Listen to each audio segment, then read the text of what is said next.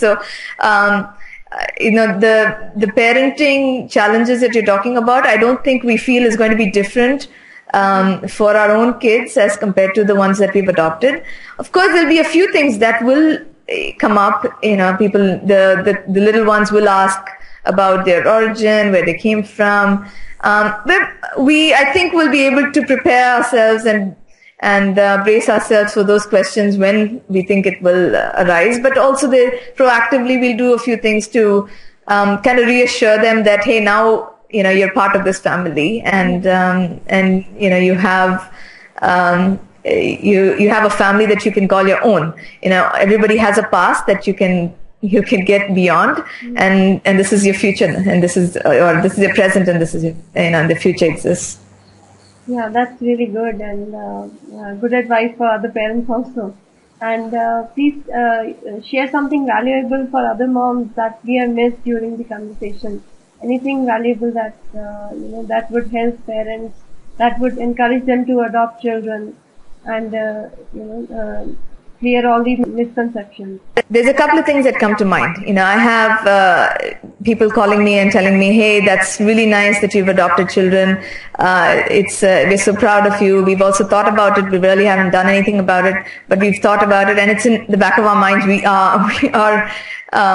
We're planning for it. Okay. I also hear people say, okay, you've got the guts, because you've got biological children. Aren't you worried about what's going to happen in the future? And I think the two main things that come to mind that I feel are misconceptions are, one, adoption is for people who don't have children. And the way I look at it is adoption is for people who want to be parents. Okay. And so I feel that if you are a parent and you want to have a child, then, it doesn't matter who the child is and how they come into this world. It can be yours, it can be someone else's, but you're going to be nurturing them and you're going to be calling them your own, and vice versa will also happen. The second is that question, which is, you already have biological children.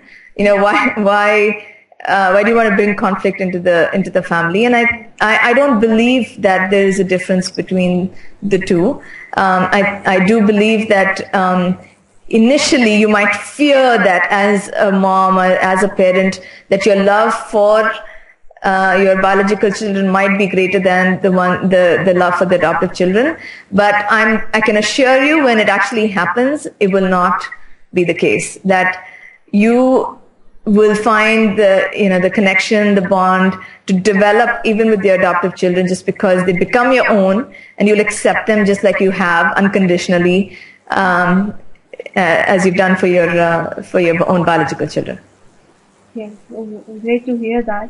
I have seen that people who have adopted children, I have seen conflict almost all the time, especially when the children grow up, when they are adults. The adopted ones, they just feel the distance and they feel betrayed.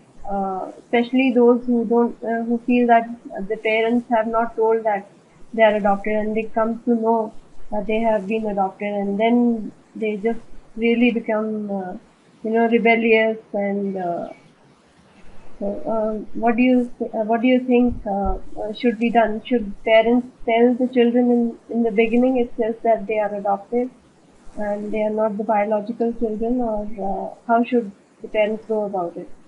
Right.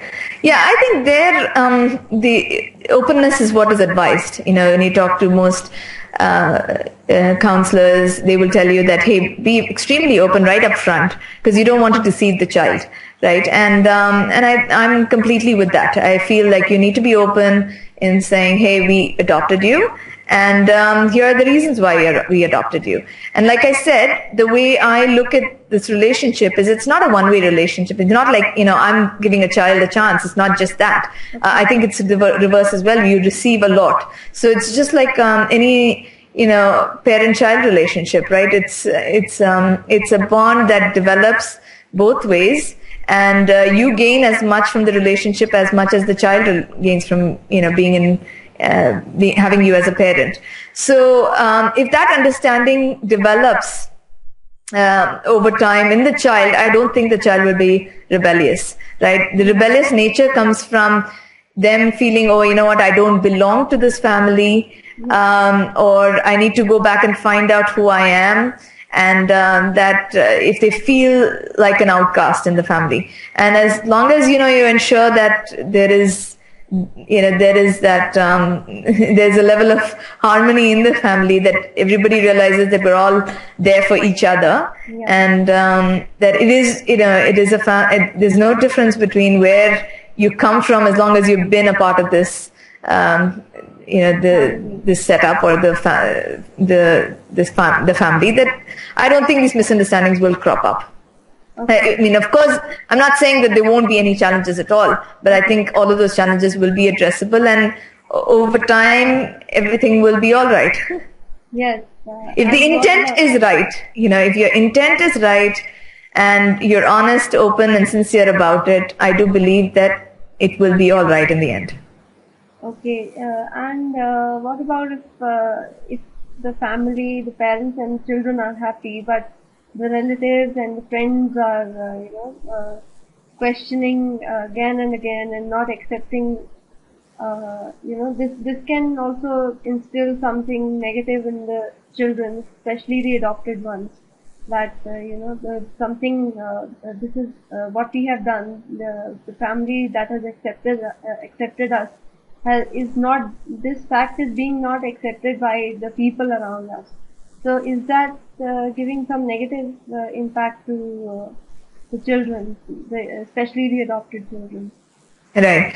I mean, the point on inclusiveness, right, comes to us a lot more these days, because we all think about an inclusive environment for everyone. You think about, the government is always thinking about inclusive education. The RTE is a result of that. And I think there's a level of responsibility that we need to carry as adoptive parents to educate who's around us, to ensure that the children get the right environment for them to grow and flourish. And I would say that, if you feel that your friends and family aren't going to accept the children, then you have to do something proactive. You've got to talk to them in advance. You've got to ensure that you speak about certain topics, tell them how you'd like them to interact with your child, and just over time, again, I believe that if you do it repeatedly and you demonstrate what's right, that people will start to follow. Okay. In our family, of course, I've always felt that, even without saying it, they will do the right thing, which is the reason why we've gone ahead and with the adoption. We knew that our friends and family will completely accept them when it happens. Yeah, great to know that. And so Vinita, thank you so much for being with us. And it's been such a good learning experience for me, and I hope that all the parents who watch this interview would also learn a lot, will have a completely new perspective about adoption, and they would learn a lot, and they would be encouraged to let go of their misconceptions and go ahead with helping a child have a good environment for growing up.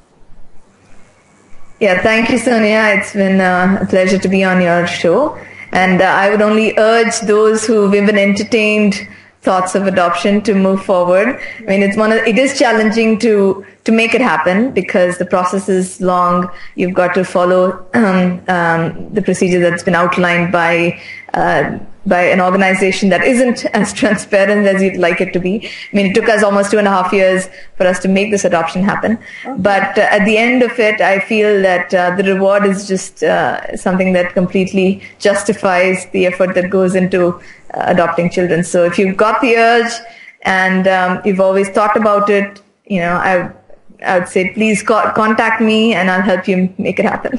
Oh, great. That's really good that you're you're ready to help other parents also to, adopt children. And that's really good. And thank you so much again for being with us.